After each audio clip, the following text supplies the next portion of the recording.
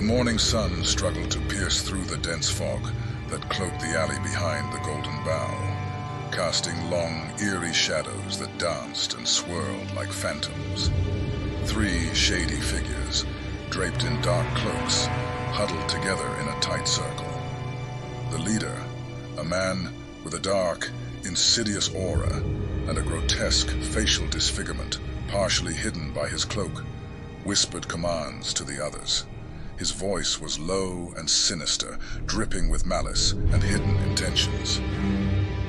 "Ye know what must be done," he hissed, his eyes glinting with a dangerous light. "Keep to the shadows, and let none suspect our true purpose."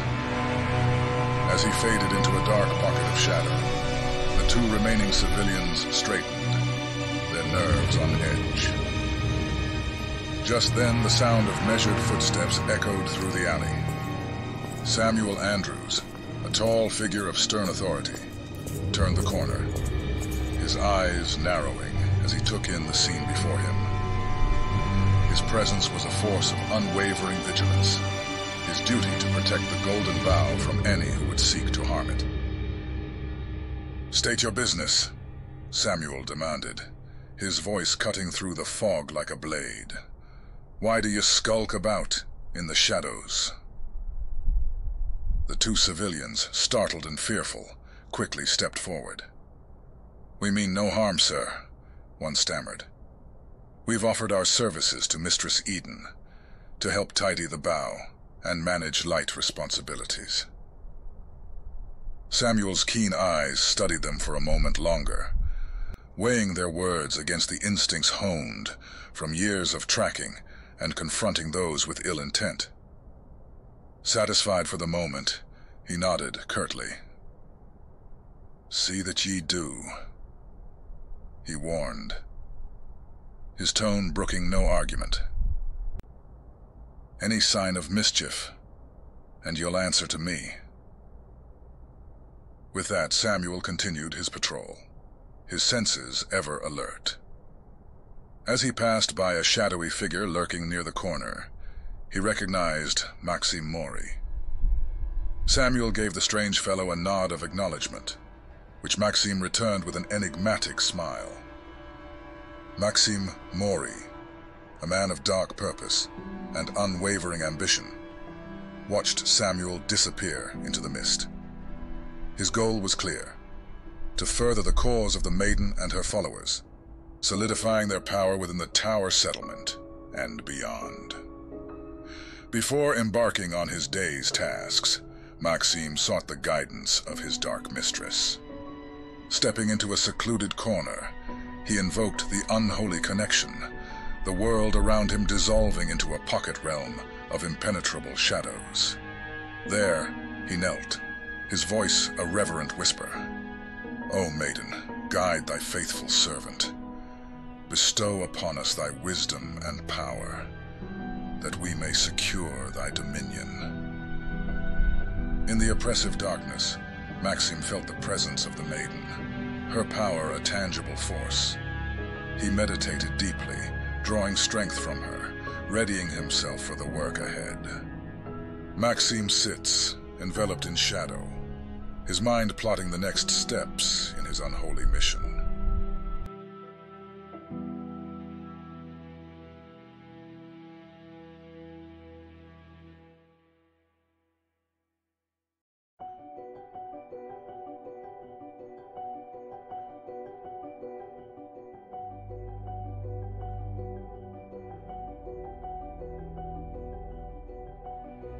The sun was yet to reach its zenith as Eden sat in her private chamber, a place of solace amidst the turmoil that often engulfed the Golden Bough.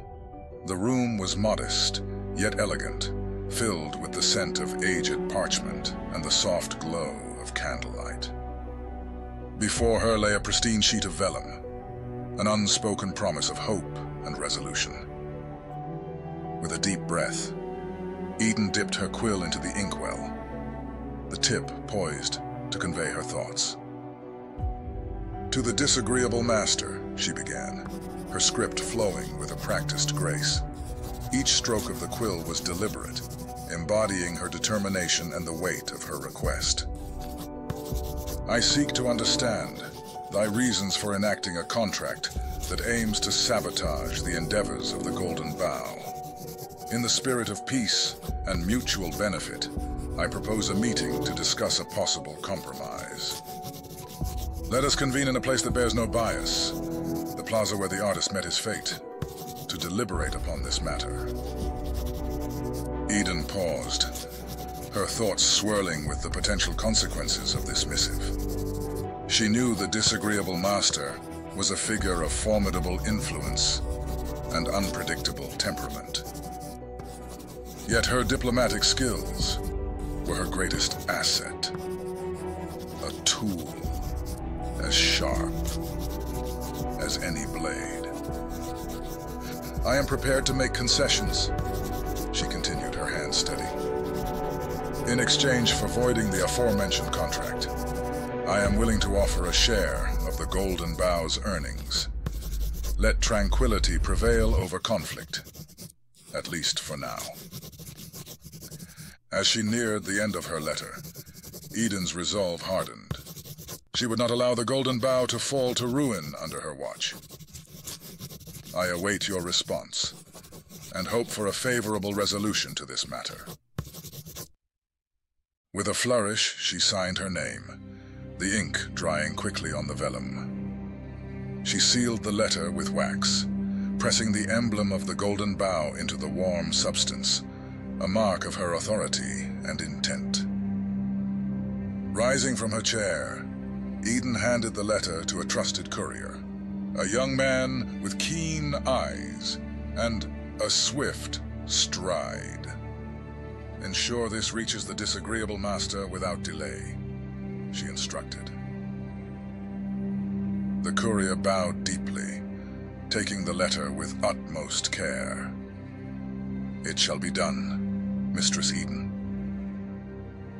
As the door closed behind him, Eden turned her attention to the preparations for the evening's festivities.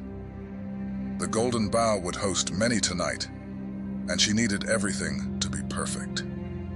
Her steps were purposeful as she moved through the halls, overseeing the arrangements with a meticulous eye.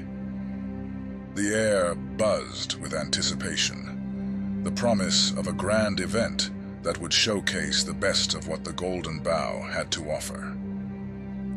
Eden's thoughts, however, remained partially with the letter, the fate of her request hanging in the balance.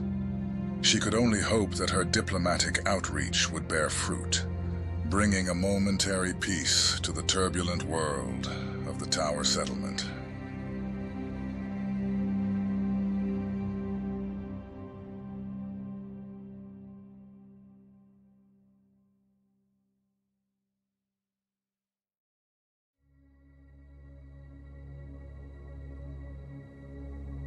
In a secluded corner of the Golden Bough, Ovaz knelt on a worn mat, his hands clasped tightly, his forehead resting against the cool, rough-hewn stone floor.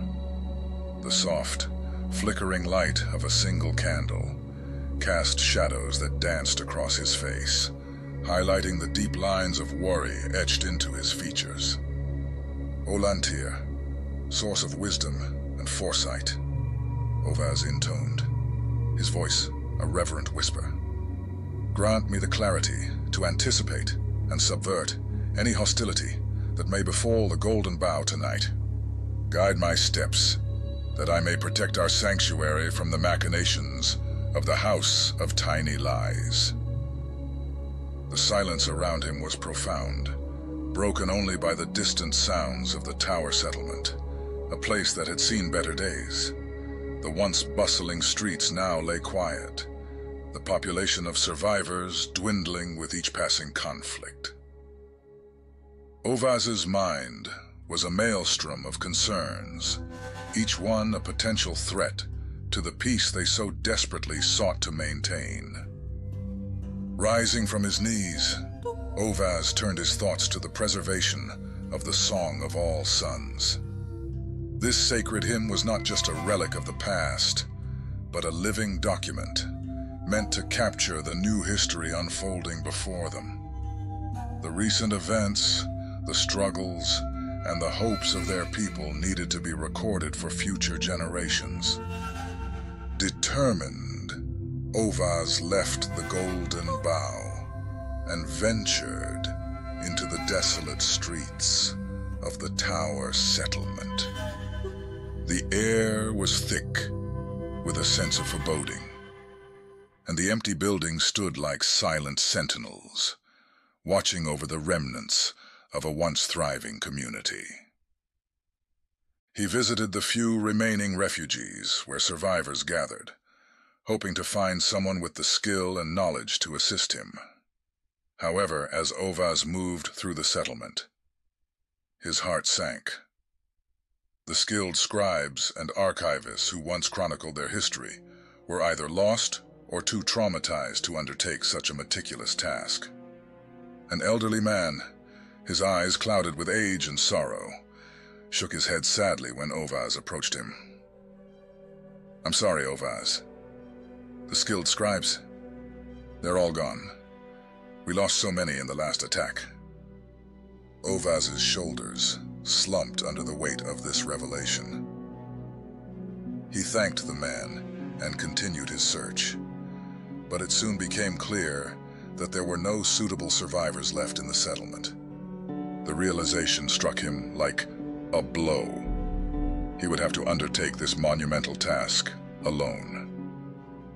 Returning to the Golden Bough, Ovaz felt the weight of his responsibilities more acutely than ever.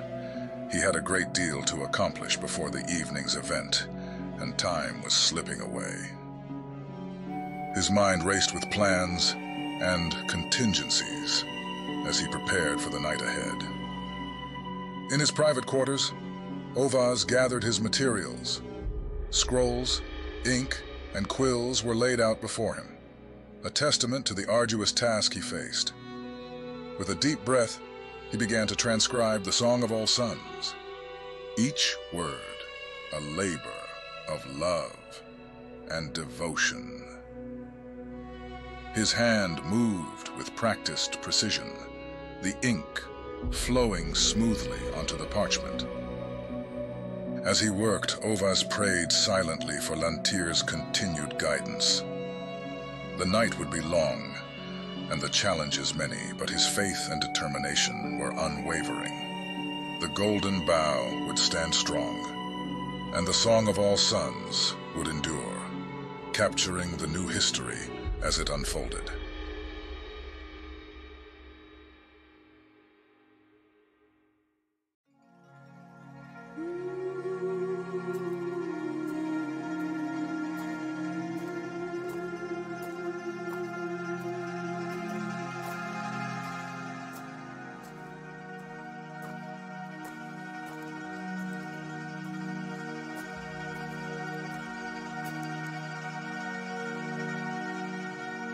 In the dim light of the Tower Settlement, Oiji wandered through the bustling streets, his mind weighed down by the gravity of his mission.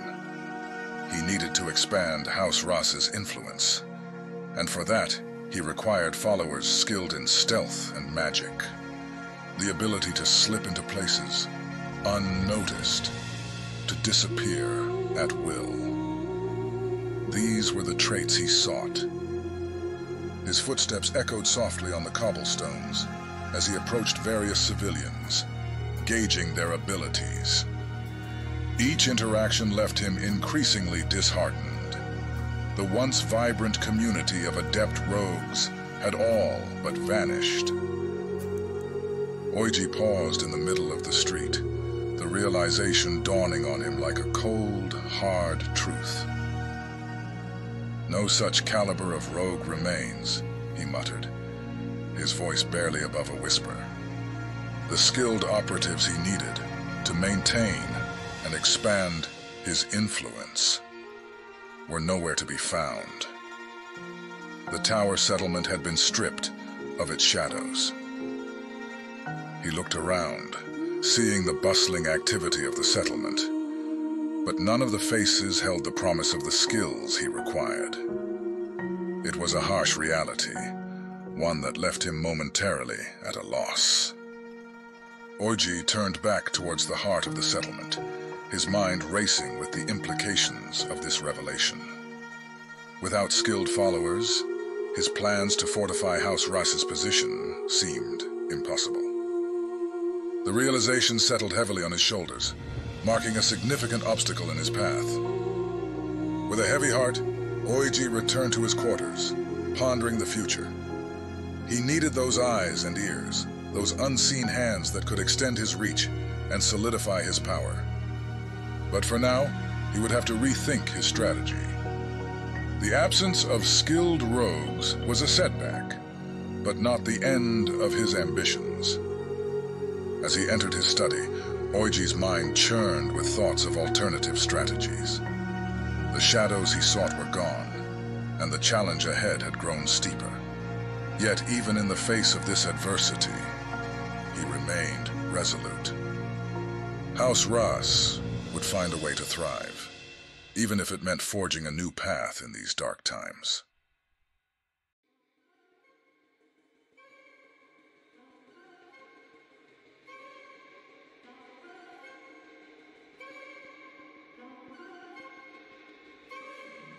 Nazareth stood at the edge of the desolate clearing, holding up a poorly scrawled map.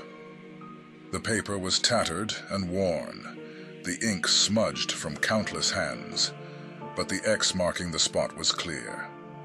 This was supposed to be the corpse quarry, a rumored site of colossal skeletal remains.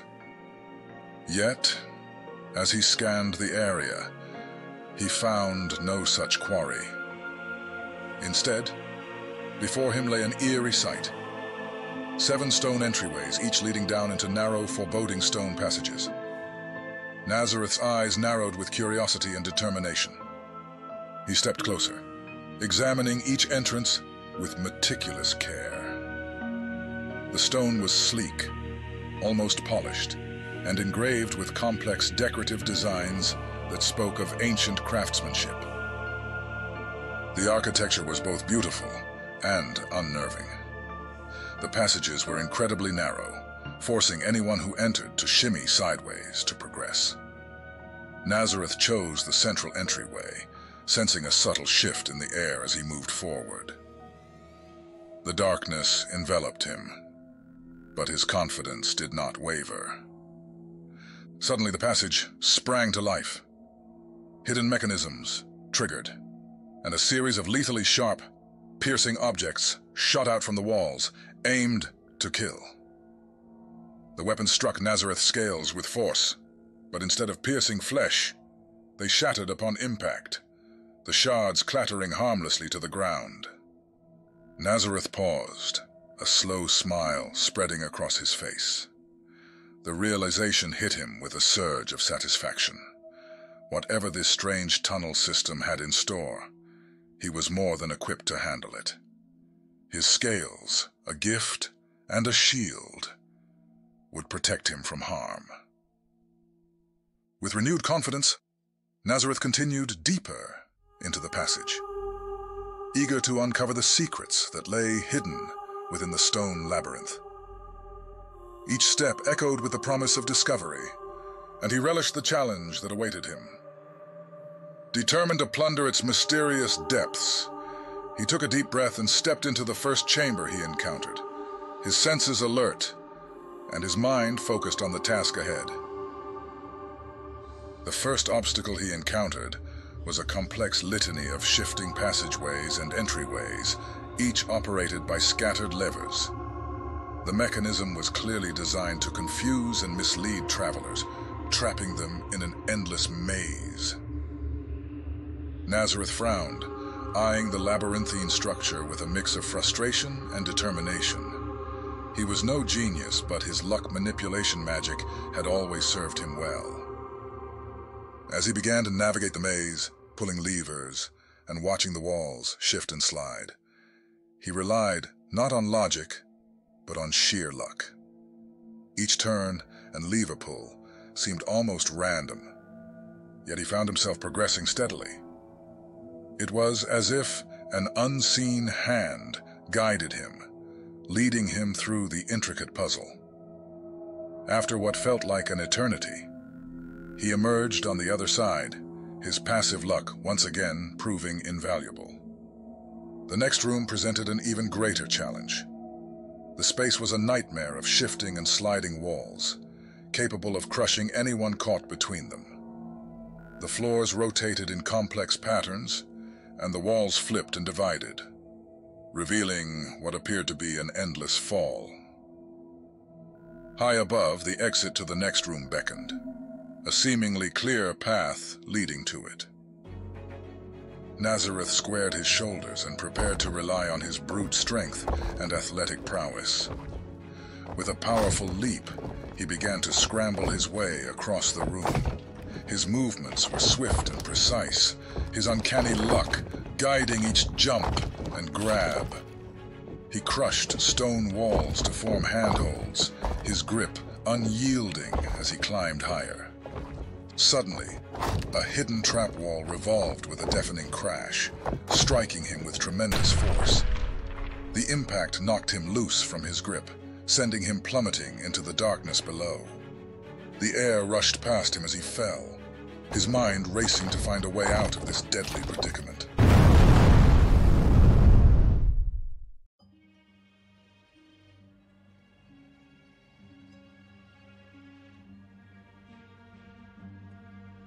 The camera pans down to reveal Alai seated on the throne that once belonged to Nazareth.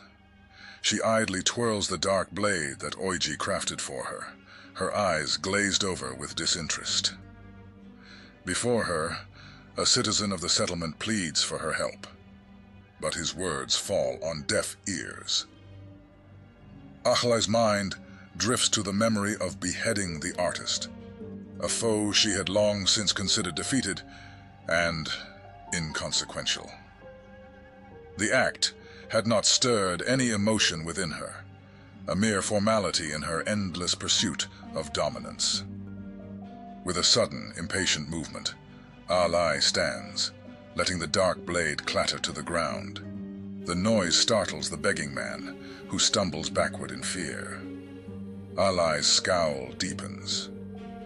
She is a leader of a warband, not an elected official, and the confines of governance chafe against her eternal bloodlust.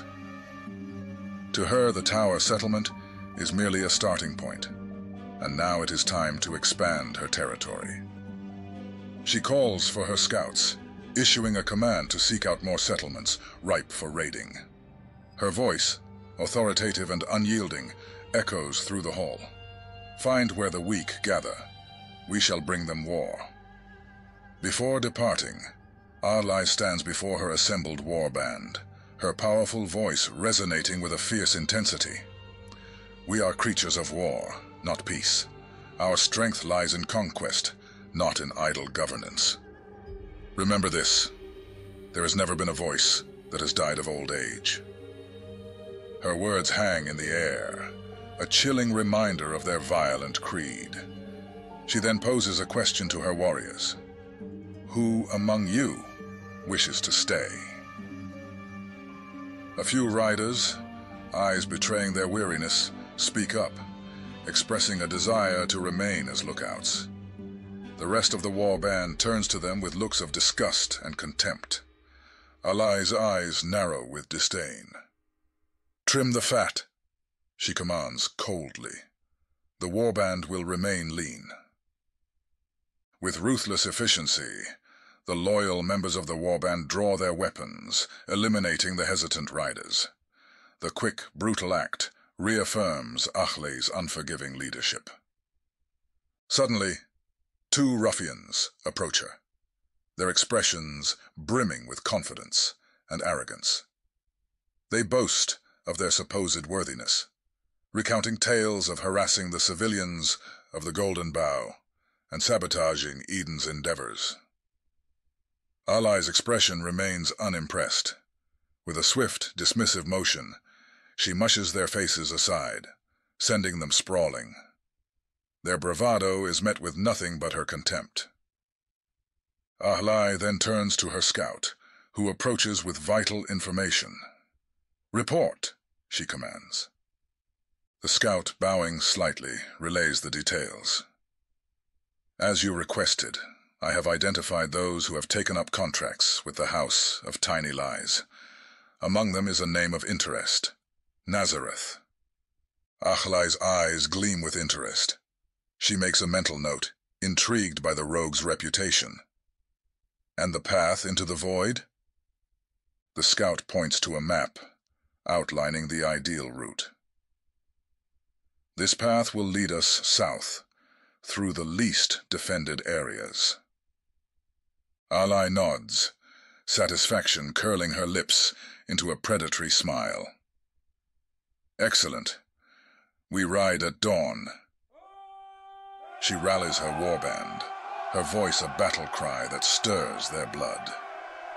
With the thrill of impending conquest burning in their hearts, they prepare to leave the tower settlement, ready to carve out their destiny in the master plane.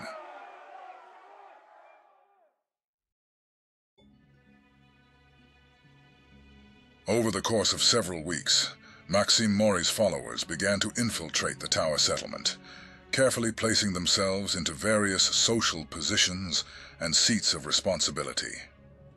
Their goal was clear: to compromise the Golden Bough from within and further the cause of the Maiden. The infiltration started subtly. Followers took on roles within the Golden Bough's staff, blending in seamlessly with the other employees. They smiled, shook hands, and integrated themselves into the daily operations of the tavern. Their calculated focus was on gaining access to contracts and coins, areas crucial to the Golden Bough's success. As time passed, the followers earned the trust of their colleagues.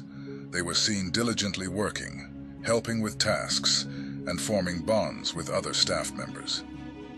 Their presence became a normal part of the Golden Bough's daily life. Gradually, the followers maneuvered into positions where they handled the tavern's finances.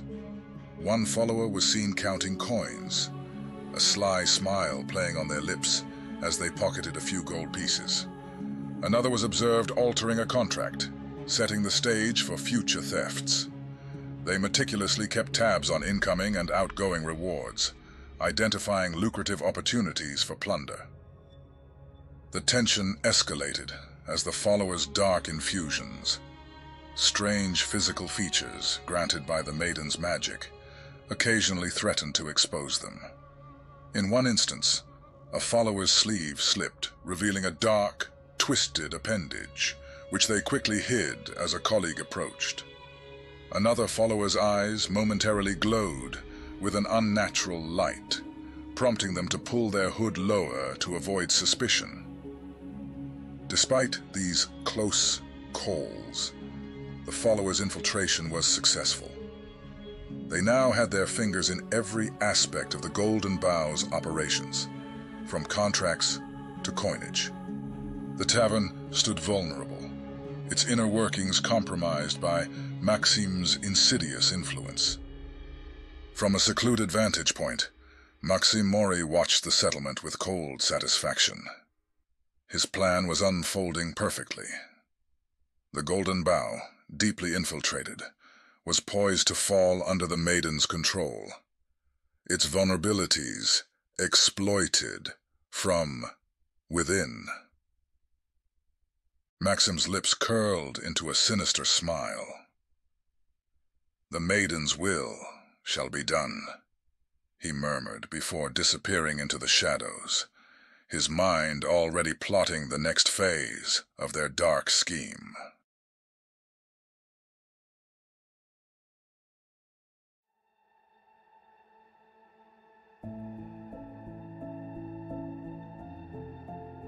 As Inhera and Willem left the safety of their camp, the morning sun casting long shadows as they made their way toward the mysterious, silent gates.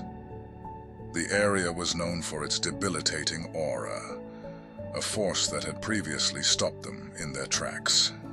However, this time they felt a newfound resilience, thanks to Willem's peculiar stew.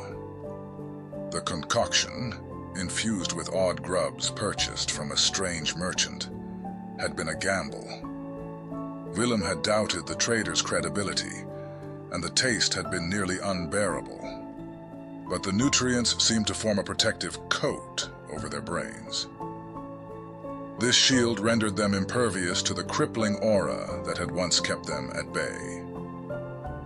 With each step closer to the silent gates, the eerie sensation that had once filled them with dread now seemed a distant memory. The oppressive atmosphere still lingered, but it no longer had power over them. Zinhera, ever the cautious one, kept her senses sharp, while Willem, buoyed by the stew's effects, led the way with renewed confidence. They approached the gates, ancient and imposing, their surfaces etched with runes that pulsed faintly with an otherworldly light. The air was thick with an unspoken tension, as if the gates themselves were aware of their presence. Without hesitation, they pressed onward, passing through the silent gates and into the strange, mystic settlement beyond. Inside, the settlement was a marvel of alien architecture and eerie silence. Buildings twisted and curved in impossible angles, their vibrant colors stark against the muted sky. The inhabitants, who moved in fluid, dance-like gestures, communicated without a single word. It was a language of movement and expression, an adaptation to the silence that pervaded the area. Zinhera and Willem were initially viewed with suspicion, their presence an anomaly in this world of silence. However, as they mimicked the gestures and showed respect for the local customs, the inhabitants' wariness began to fade. They immersed themselves in the village's unique culture, learning the silent language and the ways of the people. As they explored deeper into the settlement, they discovered its true nature, a place of alternating auras. The constant aura of anguish affected those weak of mind, while an aura of euphoria rendered inhabitants blissfully disoriented. The stark contrast between the two auras was both fascinating and disconcerting. Despite the strangeness of their surroundings, Zinhera and Willem pressed on, driven by their desire to uncover the secrets hidden within the silent gates. The nutrients from Willem's stew continued to protect them, allowing them to delve deeper into the mystic settlement without fear. They moved through the twisting streets, their eyes taking in every detail, their minds alert for any sign of danger or opportunity. The silent gates had opened a new chapter in their journey, one filled with potential and peril in equal measure. Amid the surreal, trippy aura of euphoria that enveloped the settlement, Willem and Zinhera found themselves both captivated and invigorated. The alien architecture and silent communication created an otherworldly atmosphere that was both disorienting and fascinating. As they navigated this strange realm, their bond of friendship grew stronger, forged in the crucible of their shared experiences. Willem, ever the sociable one, took advantage of the situation to network with fellow rogues. The silent inhabitants, initially wary, began to warm up to him as he communicated through gestures and expressions.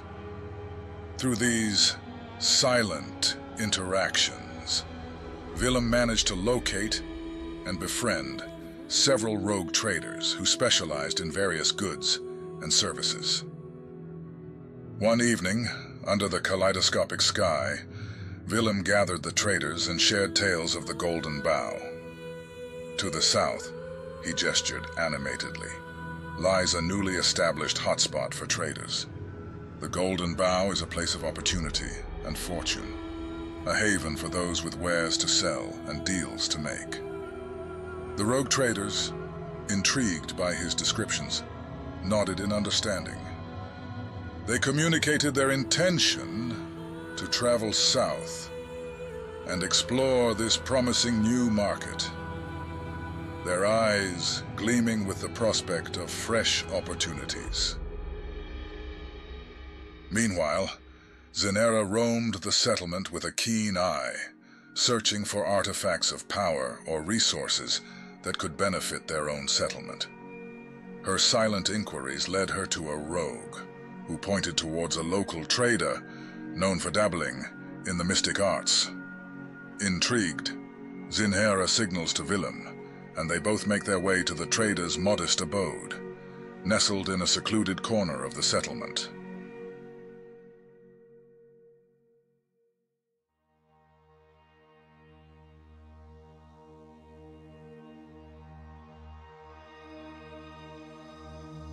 In the dimly lit heart of his workshop, Oiji stood surrounded by the raw materials of his trade, though no forge was present. Instead, he wielded a variety of complex magical utensils, each one manifested with a mere thought and imbued with mystical energies.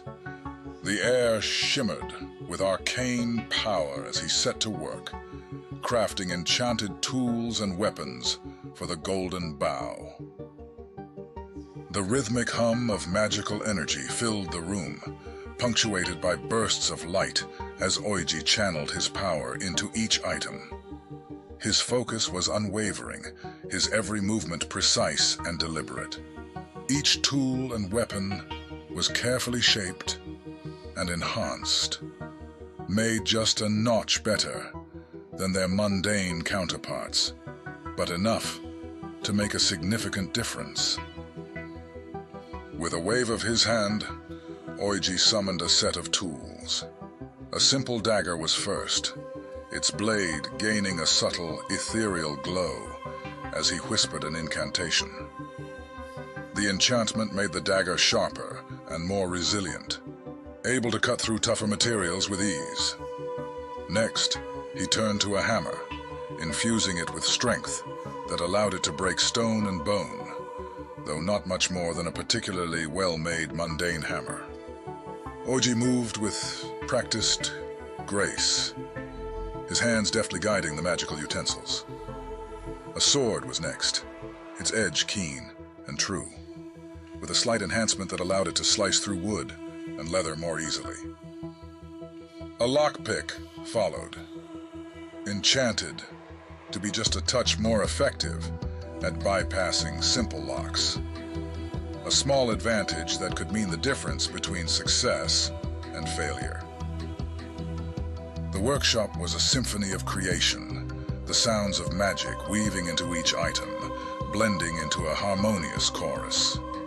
Oiji worked tirelessly, his mind and body synchronized in the pursuit of subtle perfection. He knew that these tools and weapons would play a crucial role, providing the Golden Bow with the edge it needed, both in trade and in defense. As the final piece was completed, Oiji stepped back and admired the array of enchanted bounties before him. His eyes gleamed with satisfaction. Each item, though only slightly more effective than their mundane counterparts, was a testament to his skill and dedication. These enchanted tools and weapons would give the Golden Bow an edge, however slight, that could prove invaluable. With a sense of accomplishment, Oiji began to carefully pack the enchanted tools and weapons, preparing them for their journey. The Golden Bow would be stronger for his efforts, its future a bit brighter, with the power he had infused into these mundane objects.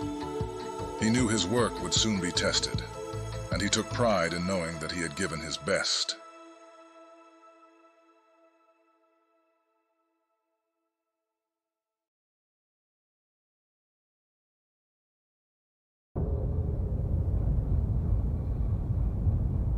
Nazareth plummeted through the dark abyss, the sensation of falling seemingly endless.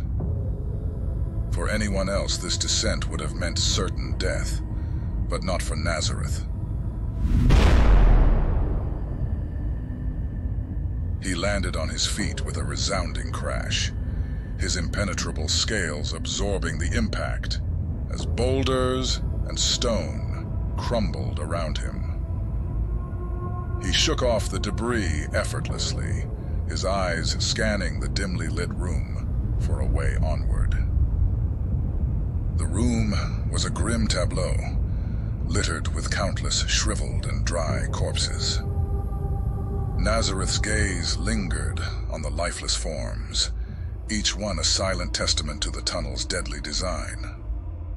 As he continued his search, his foot triggered a hidden mechanism. The ground beneath him trembled violently, a seismic disturbance shaking the tunnel's walls. The noise attracted something sinister. From the shadows emerged a repulsive insectoid creature, its carapace glistening with a sickly sheen. The creature ambushed Nazareth, spewing a stream of black goo like a high-pressure hose. The acidic substance melted through everything it touched, creating a sizzling barrier around Nazareth's feet, attempting to trap him where he stood. Nazareth, unfazed, summoned his blue magic, forming an impenetrable dome that expanded through the tunnel's narrow passageways. The goo splattered harmlessly against the magical barrier. With a swift, fluid motion, Nazareth lunged across the room, positioning himself directly beneath the creature as it scurried across the ceiling, never ceasing its relentless spray of acidic goo. Dodging the toxic fluid with precision, Nazareth leapt into the air, his powerful muscles propelling him upwards. He collided with the creature in a furious tackle, crushing it against the tunnel roof. The insectoid shell cracked under the force, but Nazareth wasn't done. He threw the creature to the ground with a mighty heave, then crash-landed upon its shattered carapace, splattering its remains beneath his weight. With the threat neutralized, Nazareth nonchalantly stepped off the creature's remains, black goo staining his white silk attire. He wiped away the foul substance with a look of mild irritation, his eyes scanning the room for the source of the seismic disturbance. Approaching a section of the wall that seemed out of place, Nazareth punched through it with ease. The wall crumbled, revealing the contraption causing the disturbance. With a final, decisive blow, he destroyed the mechanism, silencing the tunnels once more. The oppressive quiet returned, and Nazareth, his task complete, moved onward. The dark passages of the tunnel lay ahead, filled with unknown dangers, but he was ready for whatever came next.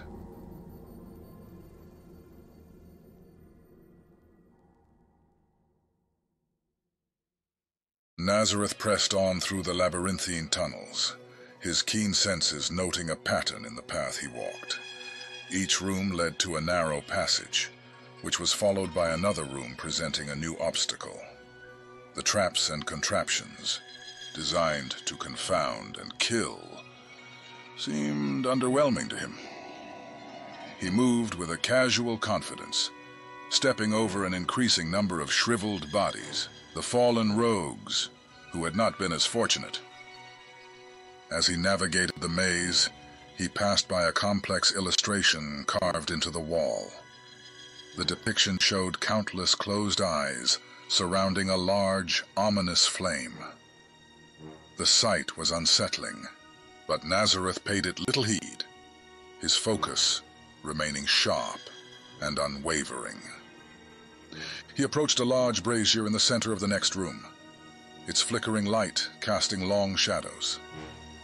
Nazareth moved cautiously, sensing that this room held a more insidious danger.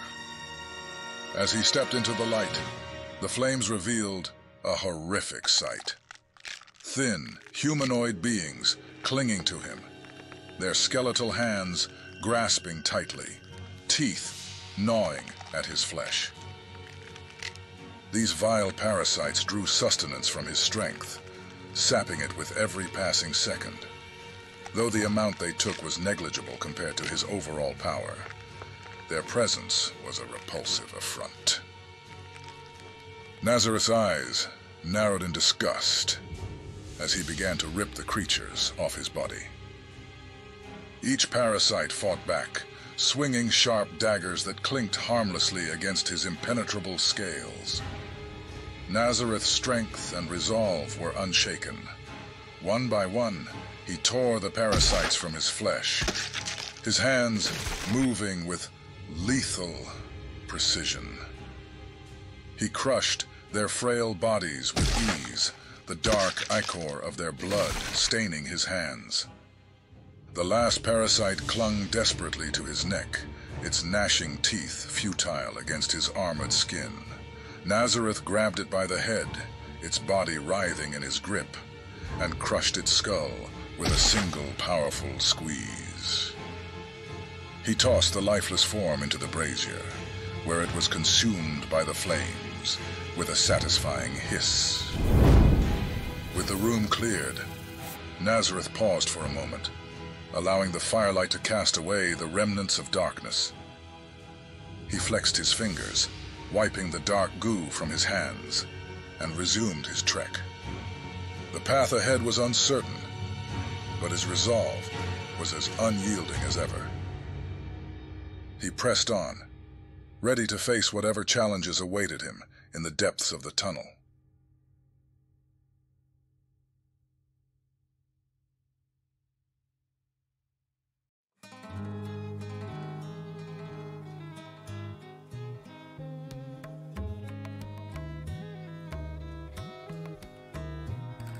Zinhera and Willem approached the trader's modest abode, a secluded haven filled with an array of mystical artifacts and curiosities.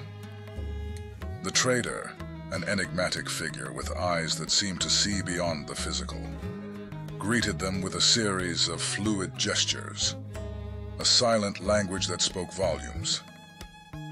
The trader began to explain the existence of a unique form of magic, powered by body motion, dances, gestures, and various semantics.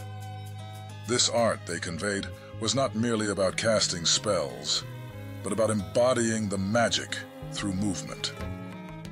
Zinhera and Willem watched intently, absorbing the knowledge and possibilities presented. Among the various techniques for sale, one in particular caught Zinhera's attention. It was an expensive technique, its description etched onto an ancient scroll: the ability to neutralize weather. The trader elaborated, sharing rumors of an insidious weather phenomenon that had plagued the plane long before the world had changed. Now, with the unknown looming, the skies could unleash even greater terrors. Zinhera felt a deep connection to this technique, recognizing its potential to benefit the tower settlement. The ability to control the weather could mean the difference between survival and destruction. Understanding its value, she traded one of her electrified potions for the spell, the deal sealed with a nod of mutual respect. While Zinhera finalized her trade, Willem continued to browse the trader's wares. His eyes fell upon a set of razor-sharp cosmetic ornaments, each one capable of storing souls within. The trader's gestures explained their use. These ornaments allowed the wielder to hold multiple souls and swap between their knowledge without the effort of summoning them from afar. Willem's mind raced with the possibilities. These ornaments would be invaluable, allowing him to harness the wisdom of numerous souls on a whim. However, his funds were depleted, having spent his last coin on ingredients for his stew. Seeing Willem's interest and predicament, Zinhera stepped in without hesitation. She purchased the ornaments for him, her trust in Willem unwavering. This act of generosity reinforced their bond, ensuring their collective survival and success. As they prepared to leave, Zinhera felt a sudden, intense urge. Ayanga, the spirit within her, surged forward with an angered curiosity. Through Zinhera, Ayanga's voice resonated, scrutinizing the ornaments and Willem's intentions. "These vessels," Ayanga's voice echoed, "are they not instruments of enslavement?" Zinhera, despite Ayanga's concerns, trusted Willem deeply. She turned to him, her eyes probing yet confident. "Willem, what do you intend to do with these ornaments?" Willem met her gaze, understanding the gravity of her inquiry. "These ornaments will not be tools of enslavement," he assured, his voice steady. "They will be conduits of wisdom, helping us navigate the challenges ahead.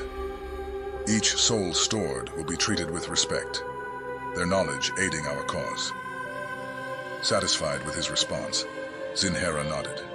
Ayanga's presence receded, though the spirit's curiosity lingered. Together, Zinhera and Willem left the trader's abode, armed with new magic and tools that would prove crucial in their journey.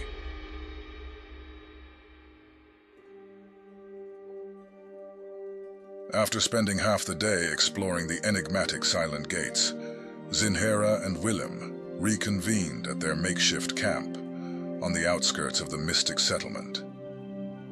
The eerie silence and otherworldly atmosphere of the gates had left them both intrigued and eager to uncover more. Zinhera, always the strategist, expressed her desire to gather as much information as possible to bring back to the tower settlement.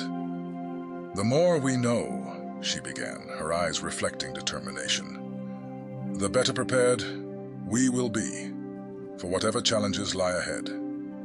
We must maximize the information we gather." Willem nodded in agreement. His own motivations were driven by a quest for powerful artifacts that could aid him in his endeavors. Knowing what the artist knew, Willem was aware that venturing further north held the promise of even greater rewards. "There are treasures out there," he said, his voice tinged with excitement. "Artifacts of immense power that could change the course of our journey. We can't turn back now." The decision was unanimous. They would press onward, delving deeper into the unknown territories north of the silent gates. Their path was fraught with danger, but the potential rewards far outweighed the risks. They packed their belongings, ensuring they had all necessary provisions for the trek ahead. Zinhera double-checked their map, plotting a course that would take them through the least explored areas, while Willem gathered his newly acquired ornaments, ready to utilize the souls stored within for guidance and wisdom. As they set off, the landscape around them gradually transformed. The mystic architecture of the silent gates gave way to a wilder, more untamed terrain.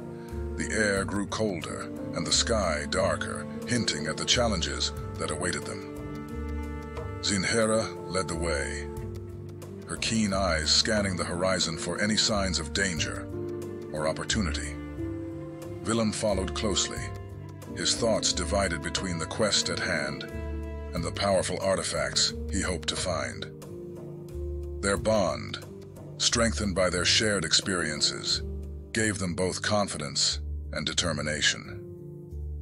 The further north they traveled, the more intense the sense of foreboding became. They encountered strange, twisted flora and fauna, remnants of the plains' altered reality. Yet, despite the growing unease, they pressed on, driven by their respective goals. "We continue north. We'll uncover the secrets this land holds, and we'll bring back knowledge and power to the tower settlement," Zinhera said, her voice steady and resolute. Willem nodded, his eyes gleaming with anticipation. "And perhaps," he added, "we'll find something truly extraordinary." With their goals aligned and their spirits unwavering, Zinhera and Willem prepared for the next leg of their journey. The mysteries of the North awaited, and together they were ready to face whatever lay ahead.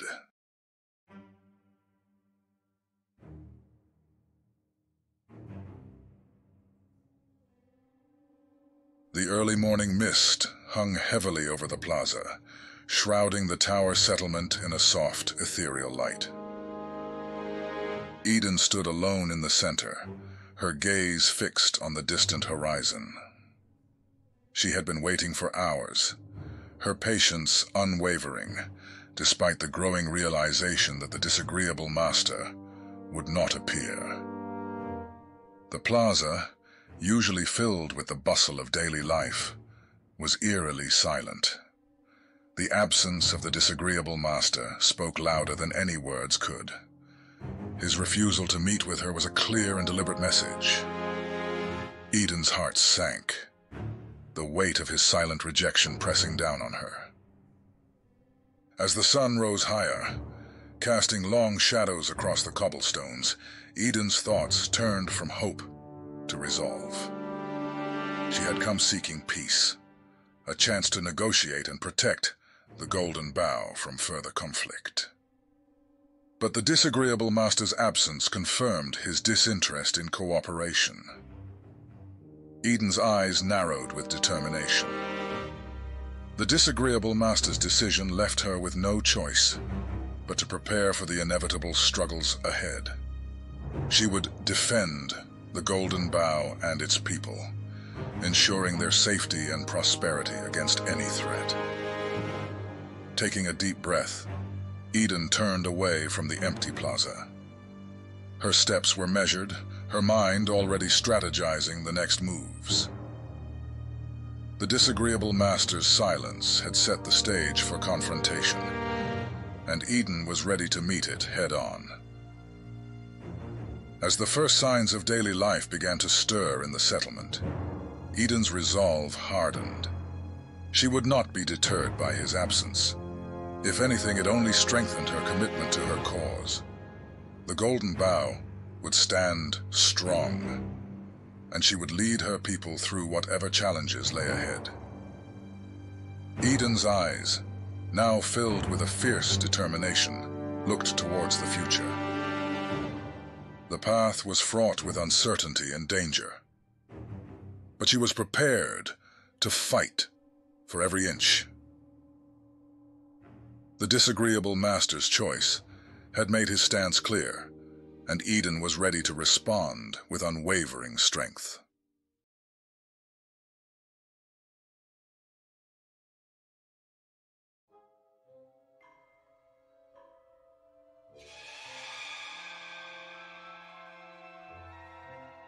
Achlai and her warband journeyed further south, leaving the familiar terrain of the verdant Easts behind.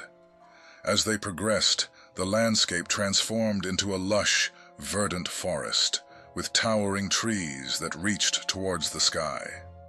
The deeper they ventured, the more awe-inspiring the scenery became. High above, nestled within the canopies, were buildings, structures, and homes crafted from the very forest itself. This was the verdant canopies, a timeless, natural dwelling filled with flora, and abundant with the large melons they had first discovered in the verdant Easts. Ahlai's eyes widened in wonder as she took in the sight. The loft dwellings, interwoven with the lush vegetation, seemed almost magical. She could see the potential in conquering such a place, imagining her warband ruling from within the trees. Suddenly, the forest came alive with movement. Hundreds of heads emerged from the obscurity, peering down at Achlai and her warband. These intimidating people, with their animalistic nature, rode large green creatures with gaping mouths, filled with countless sharp fangs. The beasts were adept at scaling the canopies with ease, making the riders appear as shadows among the leaves. The warband found themselves surrounded. the canopy dwellers looking down from all sides. Alai, unfazed, her voice carrying through the trees. I am pleased to see that this conquest will not be an easy one. It is good to know that we shall not take these canopies without a fight. As she spoke, the canopy dwellers' hostility became evident. Without warning, a spear was hurled from the shadows, narrowly missing Alai and grazing her side. The thrower, a fierce warrior, stepped forward, his tone dripping with confidence and hostility. You dare invade our home? You shall leave with nothing but your lives, if you are lucky. Ahilai's eyes blazed with fury at the interruption and the insult. Her internal bloodlust surged, fueling her rage. She turned to her warband, her voice rising above the tension. Do you see this? These creatures believe they can disrespect us and live to tell the tale. We shall show them the error of their ways. We are warriors, not cowards. Before she could finish her rallying cry, the canopy dwellers launched a brutal attack. The air filled with the sound of battle as the animalistic warriors descended upon Ahilai and her warband, wielding crude but deadly weapons. The warband responded with ferocity, their instincts kicking in as they fought to repel the attackers. Ahilai, her bloodlust fully awakened, engaged in the fray with a savage intensity. She wielded her weapon with deadly precision, cutting down the attackers who dared to challenge her. The canopy dwellers fought, with the advantage of their home terrain, but Alai's warband was relentless. The battle raged on, a chaotic symphony of clashing weapons and war cries. Alai's leadership and the warband's sheer determination began to turn the tide. But the fight was far from over. The verdant canopies, with all their beauty and danger, would not be easily won.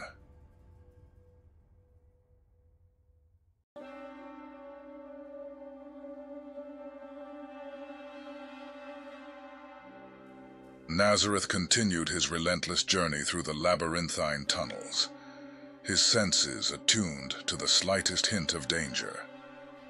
He entered a chamber that seemed to be a dead end, its atmosphere both eerie and strangely tranquil.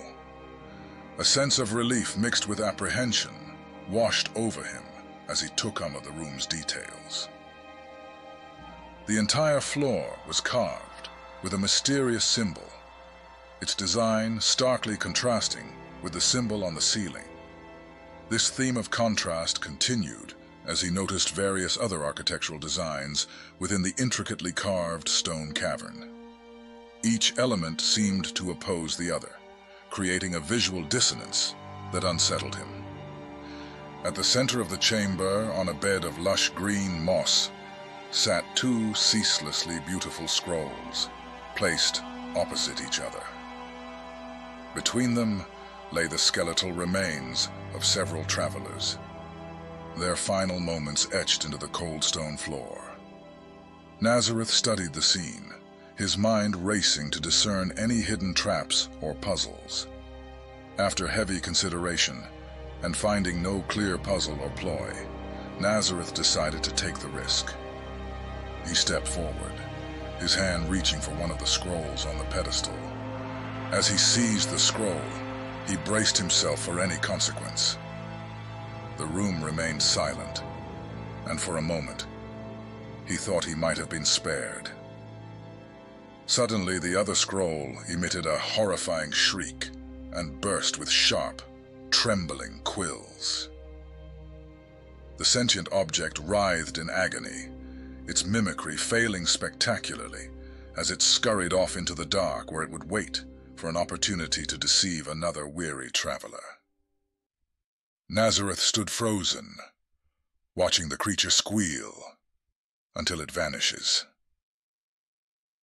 With the immediate danger seemingly past, Nazareth lowered his guard and examined the ornate and ominous scroll, now clenched in his hands. Its weight and intricate design hinted at the immense power it contained. He knew the potential of treasures such as these, for within them lay the core of all chaos itself: magic. He carefully unrolled a small portion of the scroll, his eyes scanning the ancient symbols and incantations etched into the parchment. Its weight and intricate design hinted at the immense power it contained. He knew the potential of treasures such as these, for within them lay the core of all chaos itself: magic. He carefully unrolled a small portion of the scroll, his eyes scanning the ancient symbols and incantations etched into the parchment. The possibilities within were endless, each line a gateway to untold power. Nazareth understood the risks and rewards that came with such a find, and his mind buzzed with the potential uses for this arcane treasure. Clutching the scroll tightly, he made his way back through the tunnels, his resolve stronger than ever. The challenges he had faced were merely stepping stones to greater power, and he was determined to harness it. As he moved through the darkness, the scroll in his possession, he felt a renewed sense of purpose. The core of chaos was now within his grasp, and with it, the power to shape his destiny.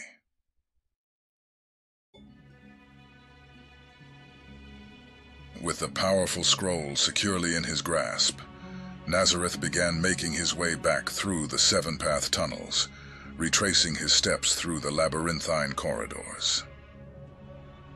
The journey felt different now, each passage and chamber imbued with a sense of accomplishment and anticipation. His mind was focused on the newfound power he carried and the possibilities it held. As he approached the room where the brazier's flame had once burned brightly, he noticed the flame had died. The dim light cast eerie shadows across the walls, and a chill ran down his spine. The room, now shrouded in near darkness, felt more ominous than before. From within the shadows, an amorphous wall of vampiric beings emerged, their forms shifting and coalescing as they moved. These were the same creatures that had attacked him earlier, but this time their numbers had tripled. Their red eyes glowed with hunger and malice as they advanced, hissing and snarling. Nazareth's eyes narrowed, his grip tightening on the scroll.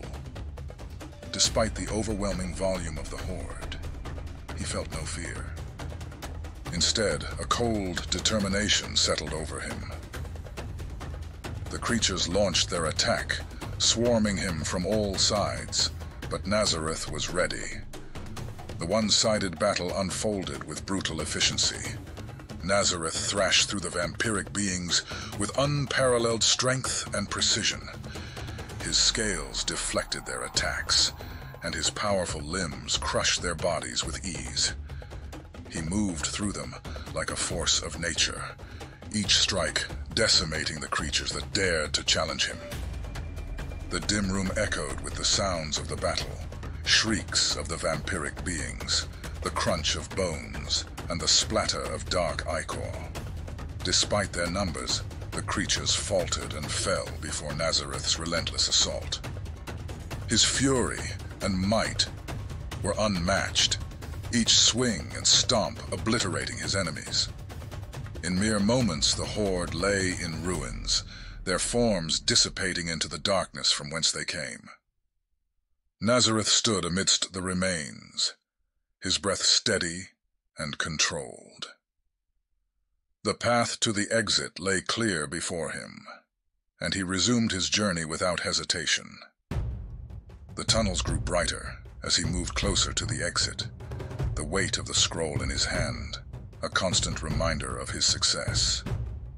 Each step brought him closer to the outside world, where the true test of his newfound power awaited. He emerged from the seven-path tunnels, the sunlight washing over him dispelling the shadows that had clung to his form. Nazareth took a moment to breathe in the fresh air. The sky above a welcome sight after the darkness of the tunnels.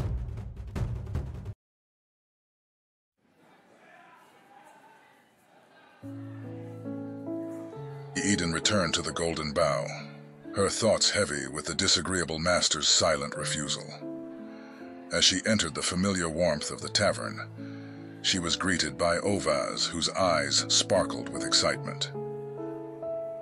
"Eden," Ovaz said with a welcoming smile, "I have something special planned for tonight. I will be revealing the Song of Suns for our patrons." Eden nodded, her spirits lifting slightly. "That sounds wonderful, Ovaz. I'm sure it will be a great comfort to everyone." Patrons began to enter the tavern, their faces lighting up at the prospect of a relaxing evening. They settled into their seats, enjoying the cozy atmosphere and the promise of Ovaz's performance. Despite being the only server in the building, Eden managed to juggle several responsibilities with grace, ensuring the comfort of her guests. She moved swiftly between tables, taking orders and delivering drinks, her presence a calming influence in the bustling room. Among the patrons were Darren Loneswift and Samuel Andrews. Darren, ever vigilant, stood at his post, his protective magics subtly shimmering around him. He was a guardian within the calm of the Golden Bough, ready to ensure its peace by force if necessary. Darren approached Eden briefly, his expression serious yet reassuring. "Fear not, Eden," he said, his voice low and steady. "You need not stand alone in such trying times. There are those of us who would gladly fight for peace. I shall see your ideals to the end." Eden smiled gratefully, her burden lightened by his words. "Thank you, Darren. Your support means more than you know." Darren nodded and returned to his vigilant watch, his eyes scanning the room for any signs of trouble. The patrons continued to enjoy the evening, the tavern filled with the murmur of conversation and the clinking of glasses. The Golden Bough began to buzz with joy, its opening night drawing the majority of the Tower Settlement's remaining population. The atmosphere was festive, a rare oasis of peace and warmth in a world fraught with danger. Patrons' faces alight with the joy of finding respite from their daily struggles. Eden moved gracefully through the crowd, juggling a myriad of tasks with practiced ease. She took orders, served drinks, and managed her ragtag staff of civilian volunteers, her presence a calming force amid the excitement. Her tireless efforts ensured that everyone felt welcome and cared for, the heart and soul of the Golden Bough. Darren Loneswift occasionally conversed with patrons, his presence a reassuring beacon of safety. His eyes constantly scanned the room, ever vigilant for any signs of trouble. On the balcony, Oiji stood with an air of quiet mystique. Curious minds gravitated towards him, drawn by his enigmatic presence.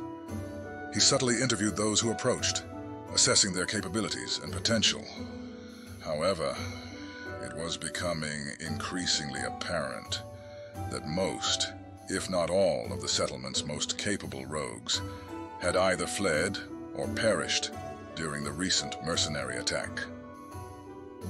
Oiji's discerning eye remained unimpressed by the majority of those who sought his attention. Occasionally, Oiji glanced towards the House of Tiny Lies with a curious expression.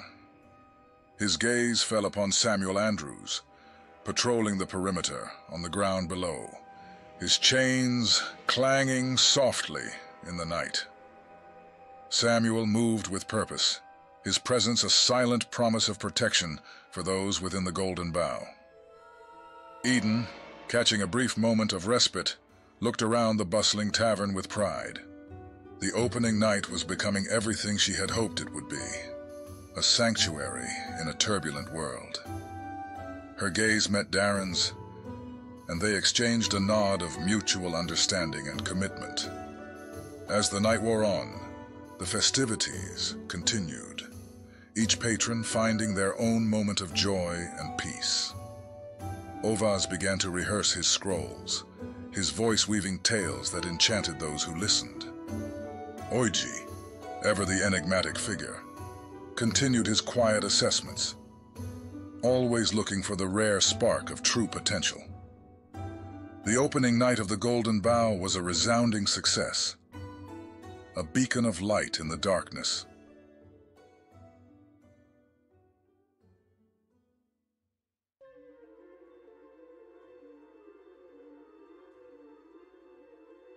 The journey northward through the Master Plane was marked by an ever-encroaching darkness. Zinhera and Willem pressed on, their resolve unwavering despite the oppressive gloom. The landscape was desolate, each step forward bringing only more shadows and obscurity. Willem, sensing the need for guidance, reached out to the artist, the sorcerer who resided within him. "Can you offer any direction to places of power or interest?" he asked, his voice tinged with frustration. The artist's response was a murmur of uncertainty. "There is nothing here, Willem. The darkness consumes all. I sense no power, no presence, only void." Their journey continued in silence, the weight of the artist's words hanging heavily between them. Just as hope began to wane, they arrived at an ancient tomb. The structure was half buried in the earth, its entrance obscured by twisted vines and shadows. Despite its dilapidated state, there was an inexplicable allure about it, drawing them closer. Zinhera and Willem felt a mysterious urge, an invisible force that tugged at their curiosity and interest. The allure was so subtle and indistinguishable from their own thoughts that it felt like their will to enter the tomb. Yet, deep down, an unknown presence was guiding them, luring them into the depths of the ancient structure. Willem exchanged a glance with Zinhera, both of them feeling the same inexplicable pull. "Do you feel it?"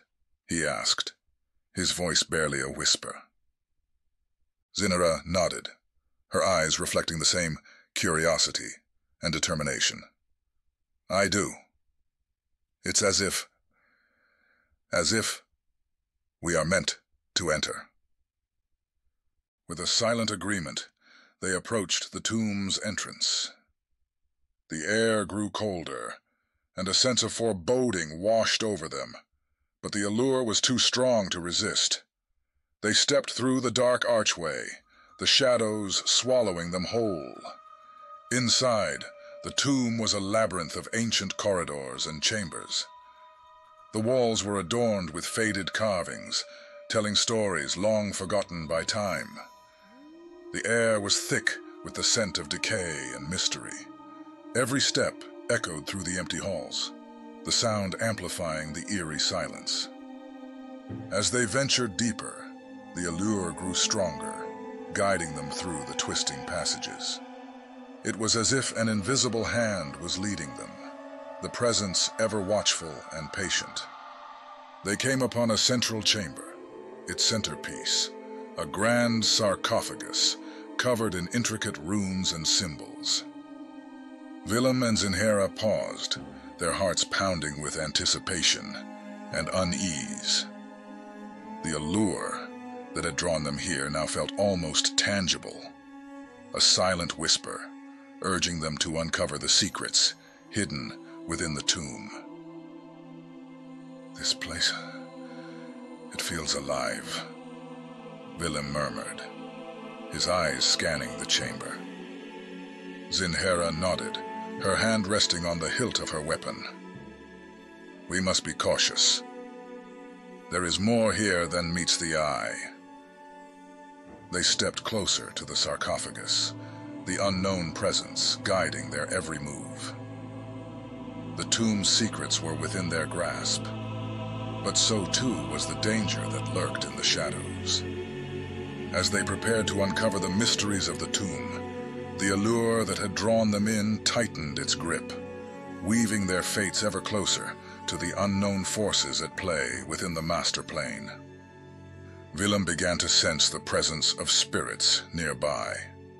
The air grew colder, and an eerie stillness settled over the ancient chambers. Determined to uncover the truth, Willem conducted a séance, his voice echoing through the silent corridors as he called out to the spirits of the dead. A strange, magical aura filled the room, and from the shadows emerged a reptilian, humanoid, spirit manifestation. Its eyes glowed with an unsettling light as it began to speak, its voice a hiss of ancient wisdom and malice. However, before Willem could fully understand its message, the spirit's presence triggered an ambush. A legion of hostile reptilian spirits materialized around them, their spectral forms writhing with malevolent energy. The air crackled with tension as Willem and Zinhera prepared for battle. Willem gripped his newly carved ferryman's staff, its runes glowing faintly in the dim light, while Zinhera relinquished control to Ayanga, the lightning elemental entity that shared her body. The skirmish erupted with violent intensity. Willem fought with precision and determination, his staff striking out at the spectral assailants with a force that belied its delicate appearance. Beside him, Ayanga unleashed her destructive lightning magic, her strikes swift and merciless. Bolts of lightning illuminated the tomb, each one cutting through the spectral forms with lethal efficiency. Despite their efforts, the horde seemed endless, and the fight grew increasingly desperate. In the midst of the chaos, the true entity behind the attack revealed itself. A fallen serpentine djinn of incredible power materialized, its form ethereal and menacing. Trapped in the tomb since the old plane dissolved, it had been luring worthy psychics in hopes of possessing their physical forms. Ayanga's eyes blazed with hateful anger as she recognized the djinn's nature. She put two and two together, realizing they had been lured into a trap. So, this is your karmic reward, she mocked, her voice dripping with scorn. Surprised and enraged by the presence of an elemental, the serpent djinn attacked with a fury born of desperation. It wielded incredibly powerful spirit-based soul magic, its incorporeal form giving it an advantage against physical attacks. Ayanga and Willem fought valiantly, but the djinn's power was overwhelming. Ayanga worked tirelessly to protect Willem, her lightning magic the only thing that seemed to harm the djinn. But even her formidable powers were not enough. The djinn's spirit magic was relentless, and its ability to pass through physical harm made it nearly invincible. The battle raged on, a brutal clash of elemental force and spectral might. Despite their best efforts, Ayanga and Willem were ultimately overpowered. The djinn's sleep magic washed over them, an irresistible wave of darkness that sapped their strength and will. As Ayanga's vision faded, the last thing she saw was the serpentine djinn forcing itself into Willem's body, its essence merging with his. The djinn then recklessly embedded the 3 soul vessels Willem had purchased into his flesh, allowing several of its spectral horde to infuse and occupy the vessels. With a final desperate thought of anger and regret, Ayanga succumbed to the darkness, her consciousness slipping away as the Jinn solidified its control over Willem's body. The tomb fell silent once more, the air thick with the presence of the ancient, malevolent force now inhabiting their friend.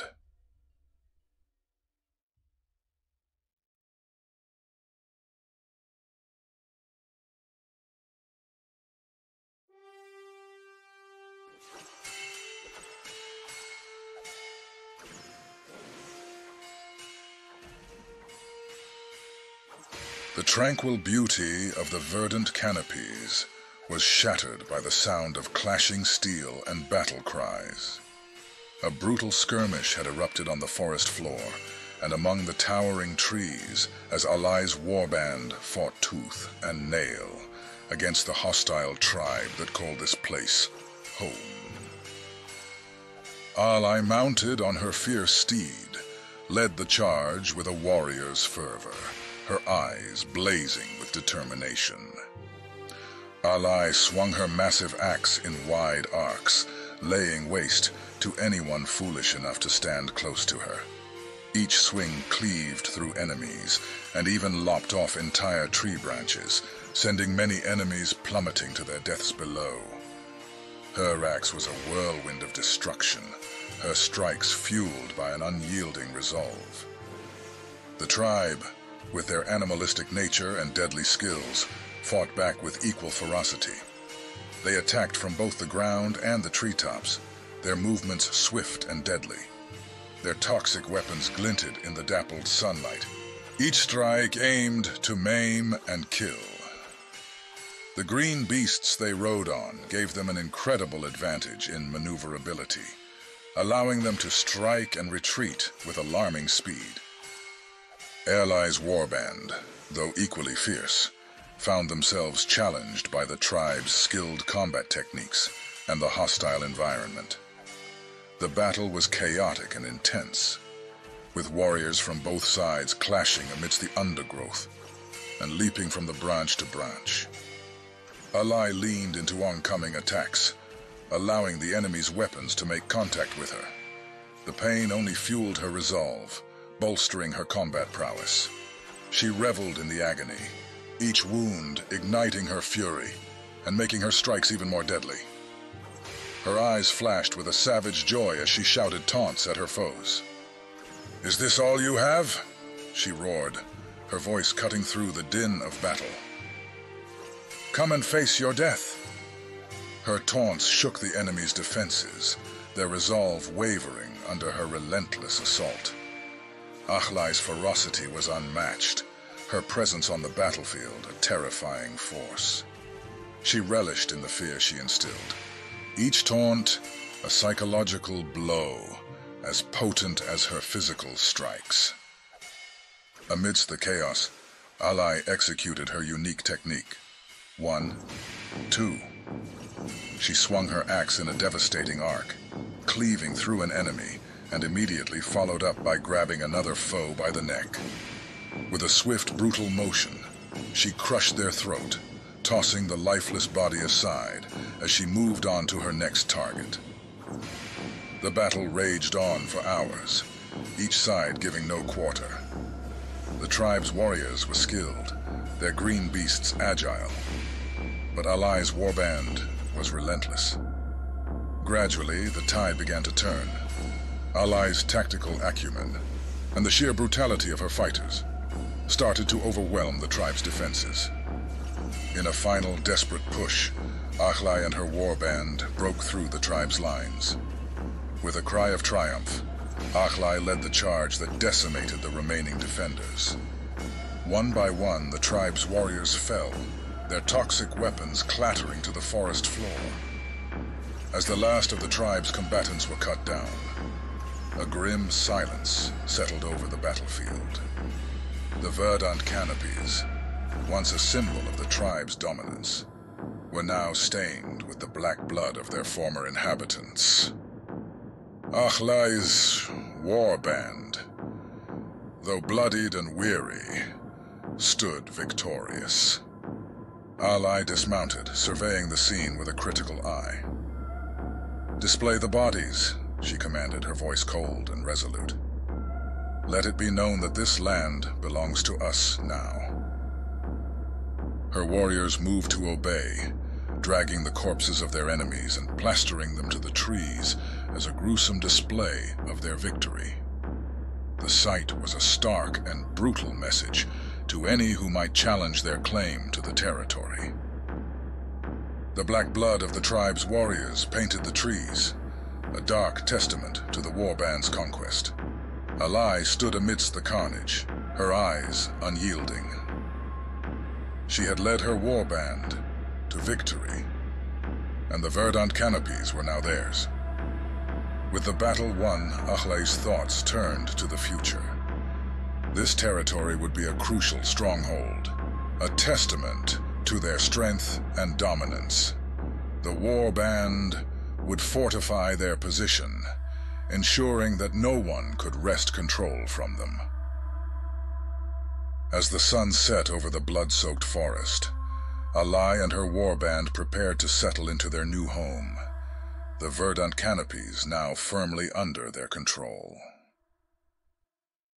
The bloodlust from the takeover surged through Achlai's warband, boosting their morale to new heights. The thrill of victory invigorated them as they celebrated their conquest, their laughter and shouts of triumph echoing through the now silent verdant canopies. They ransacked the dwellings, searching for spoils and treasures left behind by their fallen enemies.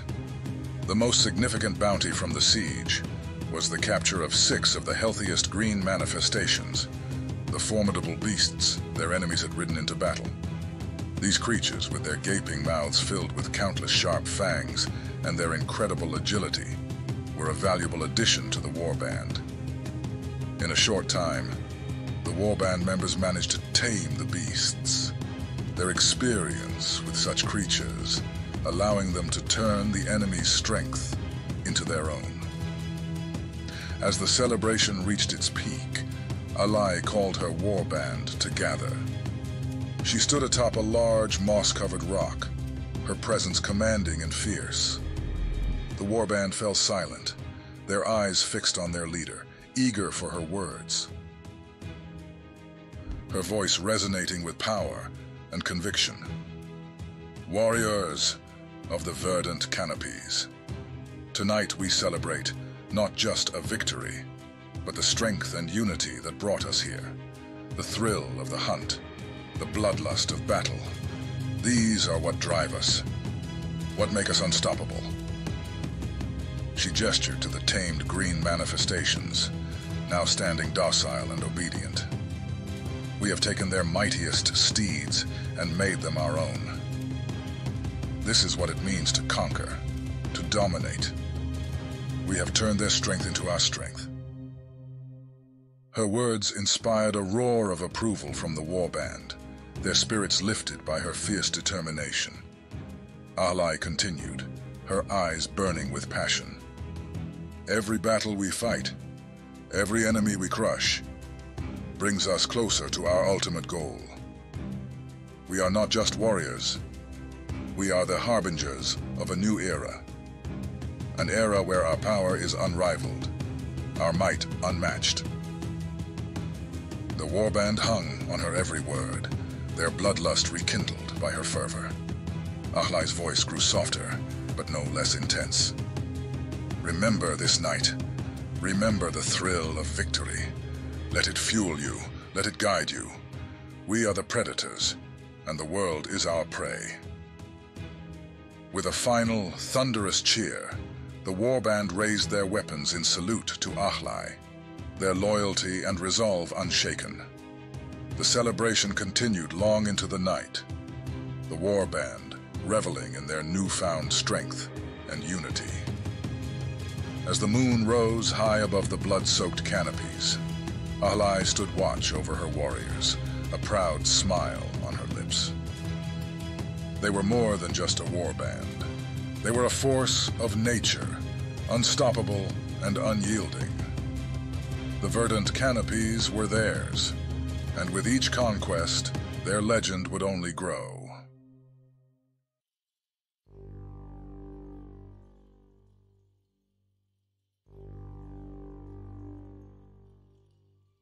Under the cloak of night, Maxime Mori approached the settlement's fresh graveyard, where many graves were recently filled with the victims of the artist's carnage.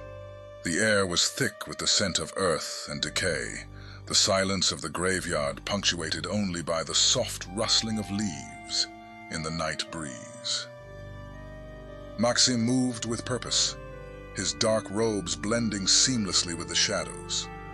His eyes gleamed with an unnatural light as he reached the center of the graveyard, where the newest graves lay undisturbed. He knelt, placing his hands upon the cold, damp ground, and began to chant in a low, resonant voice. The ground beneath him trembled as his dominion over death took hold. Tendrils of dark magic seeped into the soil, winding their way through the earth to the corpses below. One by one, the graves began to stir. The bodies of the recently slain, now infused with Maxime's necromantic power, clawed their way to the surface. As each corpse emerged from its resting place, their eyes flickered with the eerie light of undeath.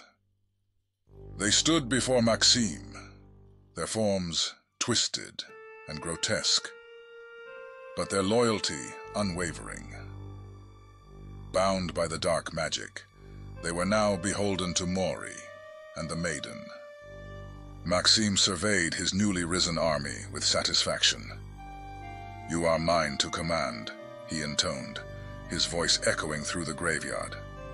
"Serve the maiden, and together we shall bring our enemies to their knees." With a silent command, the undead warriors dispersed, vanishing into the dark corners of the tower settlement. Their presence would remain hidden, waiting for the moment to strike. The settlement, unaware of the lurking threat, continued in its nightly routine, blissfully ignorant of the danger that now shadowed their every step. Maxime stood alone in the graveyard, his power over death reaffirmed. The night was his ally, the darkness his domain. As he turned to leave, the graveyard fell silent once more. The only evidence of his presence, the disturbed earth, and the lingering aura of necromantic energy.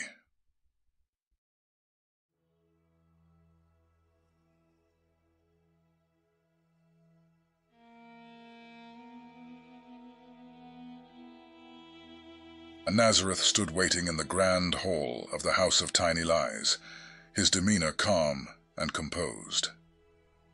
The opulent surroundings contrasted sharply with the harsh realities of the world outside. He had been summoned to report directly to a client who wished to hear his findings firsthand. A house guard arrived, accompanied by the client, a sharp-eyed man whose presence commanded respect.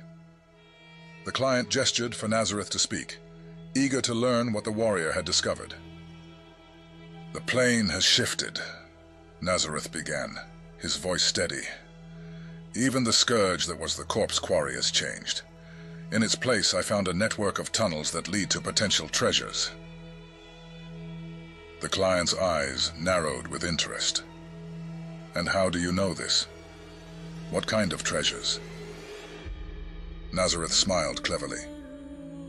"I encountered a scroll within those tunnels, but I was not paid to treasure hunt for you. However, I did clear a path directly to it, in good faith of our business relationship." The client's expression shifted from curiosity to pleasure. He saw the potential in Nazareth's words, and immediately began plotting how to capitalize on this new knowledge. With a nod, he gave the guard a signal before scurrying off into the house's quarters to devise his next move. The guard handed Nazareth a heavy sack of gold, the weight of it a satisfying reminder of his successful mission. Just as Nazareth was about to leave, several other guards came charging across the hall toward the front yard, their urgency palpable. The guard who had accompanied the client showed Nazareth out, ensuring he was safely on his way before joining his comrades. Nazareth stepped out into the cool night air.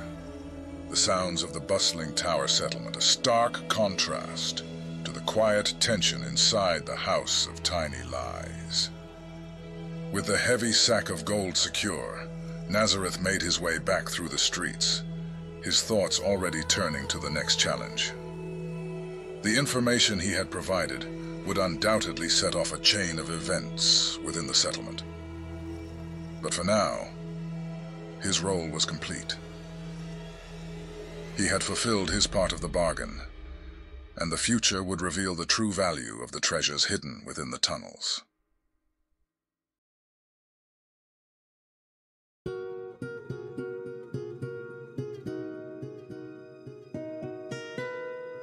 Oji stepped up to the bartering table, his presence commanding and enigmatic.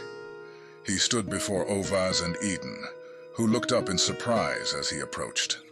With a confident air, Oji announced, "I have offers for you."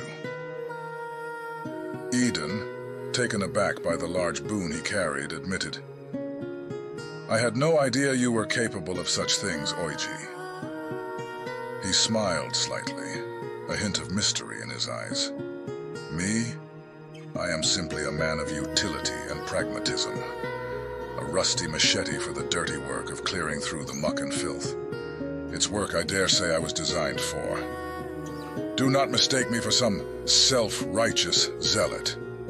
No, I simply have nothing save this work." With a flourish, Oji presented the enchanted tools he had crafted. The tools glowed with a subtle, magical light, each one a testament to his skill and dedication. He handed them over to Eden, who accepted them with a mix of awe and gratitude.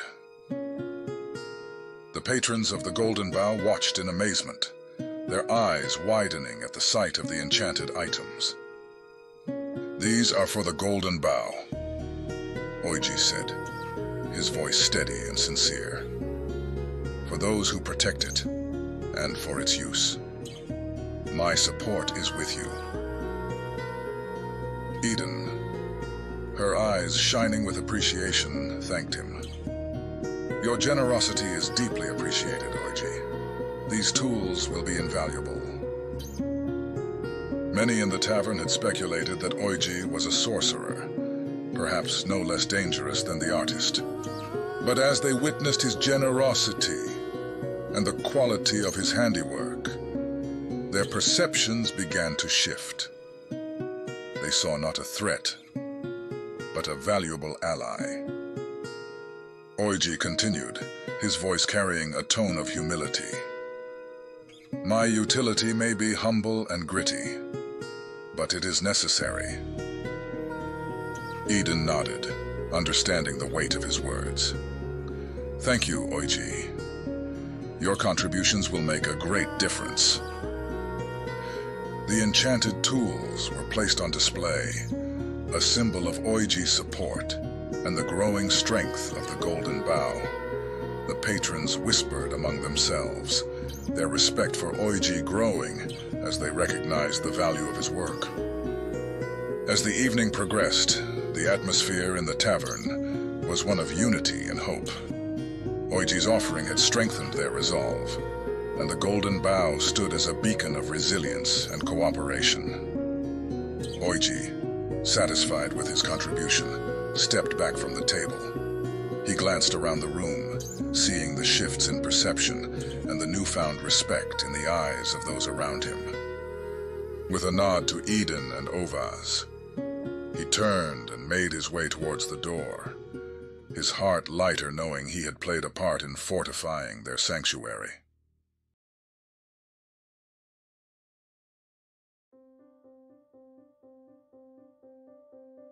The patrons of the Golden Bough were enjoying themselves, the night filled with laughter and merriment. The establishment thrived, its atmosphere warm and welcoming. Eden moved gracefully among the guests, ensuring everyone was well taken care of. Suddenly, the mood shifted as the same ruffians who had caused trouble during the tavern's early days, began to stir once more. Their antics, intensified by drunkenness and bitter emotions from being denied recruitment into Allies' war band, disrupted the harmony. The two men approached Eden at the bartering table, their eyes filled with malice. One of the ruffians tossed a half-eaten chunk of meat onto the table. It rolled perilously close to staining Eden's clothing. "Look at this dump," one of them sneered, making an egregious personal insult toward Eden and the Golden Bough. "This place is as pathetic as its owner." Eden tried to soothe the troublemakers with spellbound words, her voice calm and steady. "Gentlemen, let's not ruin a pleasant evening. There is no need for hostility." However, her words seemed ineffective. Their minds were too clouded with drink, and their hearts too sore with rejection. The situation began to escalate dramatically, the ruffians hurling more toxic words and threats. From afar, Darren watched the scene unfold. He admired Eden's attempts to stand up for her domain, but he knew that sometimes words alone were not enough. After his last encounter with Nazareth, where he had been rent asunder, Darren realized that he needed to take a more active role in protecting their ideals and ensuring peace. Just as one of the ruffians moved to make his way around the bartering table to antagonize Eden further, Darren stepped in his way. With a swift motion, he bashed the ruffian with his shield, sending him crashing to the floor and shattering his face. Blood spattered across the floor, silencing the room. The other ruffian rushed to his companion's aid, but Darren stood his ground between them and Eden. In an intimidating display, he ignited his large battle axe in fierce flames. The fire danced menacingly, forcing the ruffian to rethink his next move. The ruffian reached for his crossbow, but before he could act, Samuel Andrews intervened. He swiftly apprehended the ruffian, breaking his arm and leg with brutal efficiency, and forced him to his knees, bound in Sam's chains. As Samuel hauled the troublemaker away, he turned to Darren and said, "I have a visit to make." He flashed a letter before tucking it away. Darren nodded, a note of caution in his voice. "It's a dangerous plan, Sam." Samuel's eyes were filled with determination. "Fear not. I know what I'm doing." With that, Samuel departed with the apprehended ruffians, the tension in the Golden Bough gradually dissipating as the patrons returned to their revelry. Eden offered a grateful smile to Darren, who nodded in return. The night's peace had been preserved, but the underlying threats remained ever present. The altercation with the ruffians had been light work for Darren, and for the most part, no one noticed the brief commotion. Those who did quickly had their attention redirected towards the stage where Ovaz was about to perform. With a flourish, Ovaz revealed himself in a spectacular and dramatic fashion. The crowd's murmurs died down as they turned to face him, their eyes filled with anticipation. Ovaz's presence commanded attention. His figure bathed in the warm glow of the stage lights. He looked out over the gathered patrons, his gaze steady and filled with purpose. Together, we can create in this place a tether to our common humanity, to our history, and that of the world we have left behind. I pray you will join me in supporting this noble endeavor. The crowd was captivated, the power of his words resonating deeply within them. Ovaz took a deep breath, his eyes closing briefly as he centered himself. When he began to perform the Song of All Suns, his voice was rich and melodic, weaving a tapestry of sound that enveloped the entire room. The Song of All Suns was a masterpiece, a hauntingly beautiful piece that spoke of unity, resilience, and hope.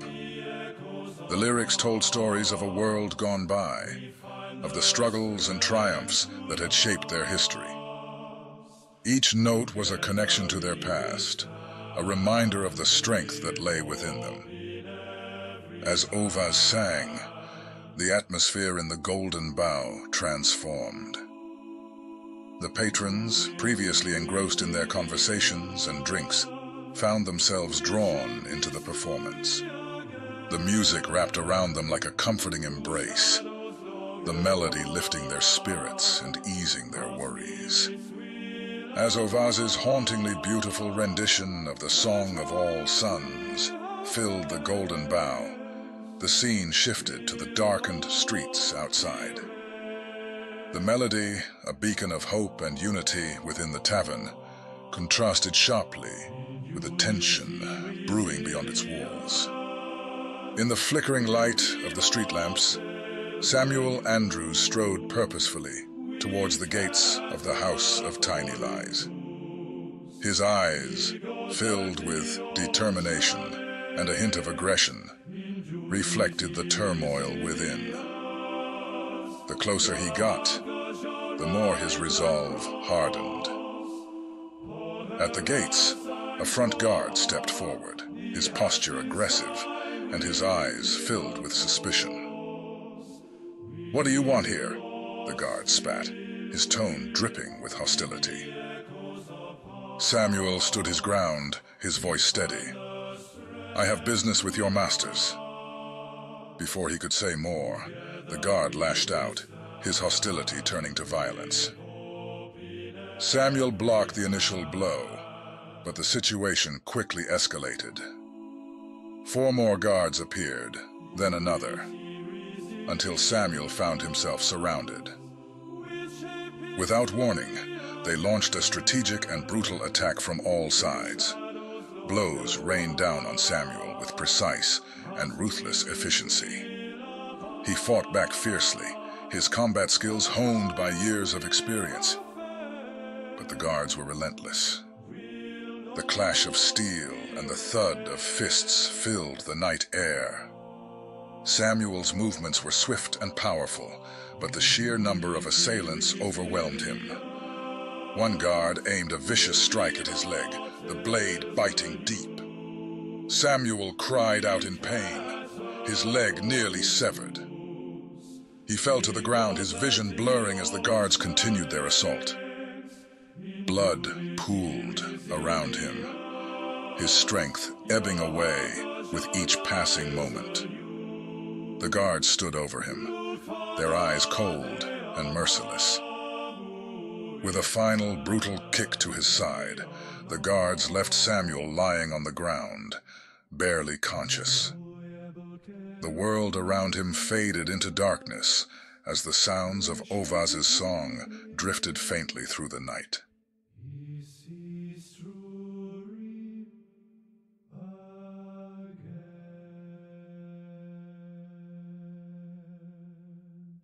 Ovaz's performance was so inspiring and impactful that his request to support the Golden Bough in Lantyr's name was met with overwhelming enthusiasm. The crowd erupted in cheers, their hearts touched by the beauty and power of the song. Patrons eagerly offered what they could, but the donations, though noble, were not enough to sustain the establishment due to the fractured and dwindling population. Just as disappointment began to settle in, a wealthy patron stepped forward. This man, who had sold a most valuable amulet days prior to the recent tragedy, had now discovered Lantyr's light and was moved by the performance. "I wish to give all I have to spark a future of trade for the Golden Bough," he declared, his voice filled with conviction. With this generous act, a godly event was triggered, bestowed by Lantir. The entire structure flickered and then began to glimmer, emitting a golden glow that lit up the tower settlement with radiant light. Eden watched in awe, her eyes wide with wonder at the miraculous transformation. The golden glow bathed the entire establishment in a warm, comforting light. Eden, though exhausted from sustaining her physical shape, felt a deep sense of fulfillment and joy. She was surrounded by her supporters, all of whom stood with her, equally mesmerized by the beautiful glow. Oji placed a reassuring hand on her shoulder. "Congratulations, Eden," he said, his voice filled with genuine pride. Darren followed suit, offering his own congratulations before making his way to the kitchen. "I've got a surprise baking," he said with a wink, leaving Eden with a curious smile on her face. The patrons continued to marvel at the transformation, their spirits lifted by the divine blessing. The Golden Bough had become a beacon of hope and prosperity, its future now brighter than ever. Eden, standing amidst her friends and supporters, felt a profound sense of gratitude. The Golden Bough was not just a place of refuge and comfort. It was a symbol of their unity and resilience. With Lantir's blessing, they would continue to thrive and build a better future together.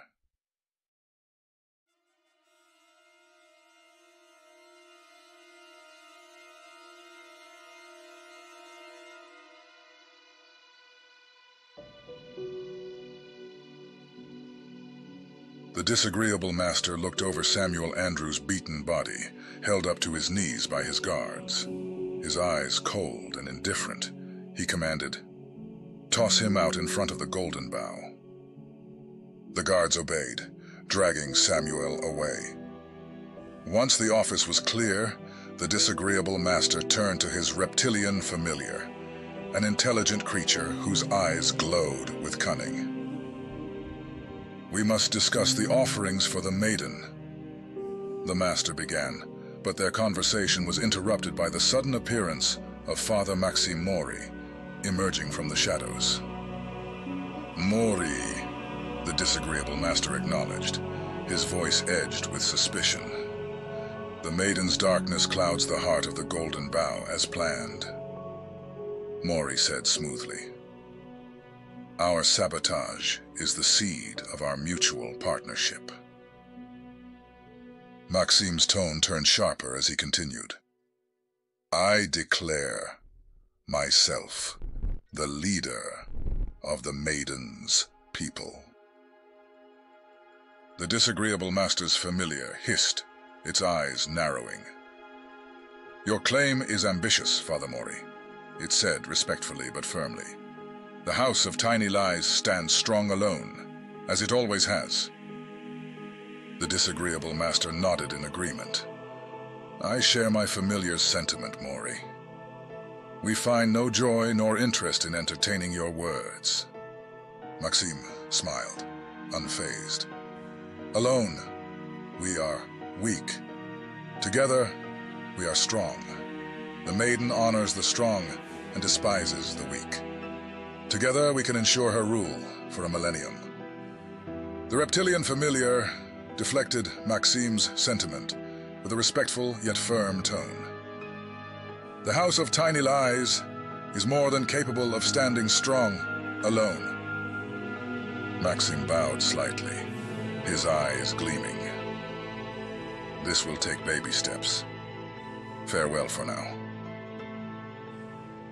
As he vanished into the dark, the reptilian familiar commented, "Father Maxime Mori possesses great gifts from the maiden." The disagreeable master nodded, a troubled expression crossing his face. "I have never known anyone else to carry such favor with her." "But we have nothing to be concerned about," the familiar reassured. "No one has ever challenged nor stood in the way of the house and its acquisition of gold. The disagreeable master's expression darkened. "I disagree." The familiar's eyes widened, taken aback by the master's words. The disagreeable master retrieved a letter from his desk, unrolling it slowly. "This letter from Samuel Andrews," he began, "details how I have been found guilty of inciting terroristic acts among the population against civilians and their property. For these crimes I am required to cease and desist all such actions. Additionally, the House of Tiny Lies must compensate the Golden Bough for damages and vandalism." He listed the penalties, rolling the letter back up with a sigh. "Perhaps the plane has changed. Our tactics may not be as effective in this new age. Samuel Andrews' show of justice against us is a potential unprecedented threat." The reptilian familiar's emotions seemed to shatter at the realization of their master's concern. The disagreeable master sat back, pondering the future. The House of Tiny Lies had always been a bastion of power and influence, but now it faced a challenge unlike any before. Change was upon them, and they would need to adapt, or risk being swept away by the tides of this new era.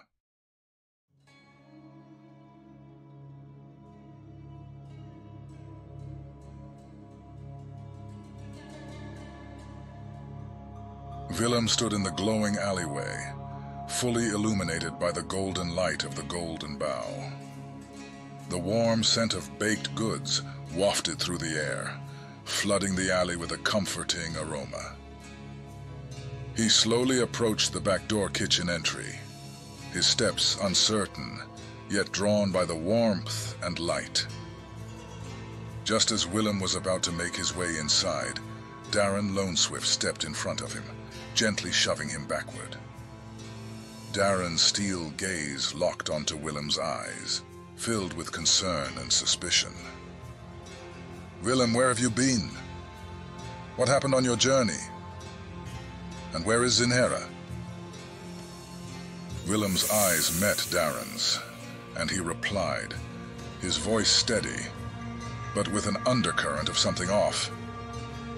"The journey was challenging, but I managed. Zinhera is fine.